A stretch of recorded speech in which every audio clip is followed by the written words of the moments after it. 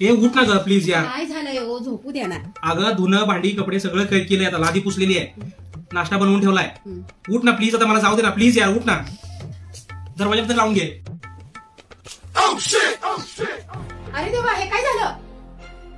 हे सगळं तुझ्यामुळे झालं. कसं काय?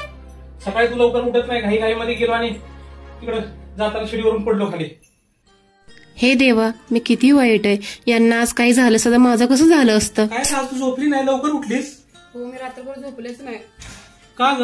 मी फक्त तुमचा विचार करत होते, तर मला काय झालं तर मी काय करू. त्यासाठी मी दुसरी चावी मागवली बघ तुमच्यासाठी. कशाला? तुम्हाला आता मला उठवायची काय सुद्धा गरज नाही बघा.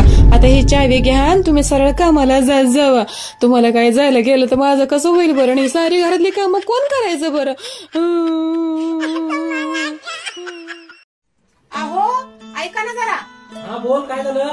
काय नाही हो, डाळीला फोडणी द्यायची होती. अगं हा दे ना, त्यात काय विचारायचंय ग? मी काय हेल्प करू तुला? नाही नको नको, मी करते. अहो ऐका ना. हा बोल ग, काय झालं आता? डाळीला फोडणी द्यायची आहे हो, कसं करू? अगं दे ना, मग त्यात काय ग? पण कशी द्यायची? खूप इझी आहे ग, चल मी सांगतो तुला पटकन. ठीक आहे, सांगा.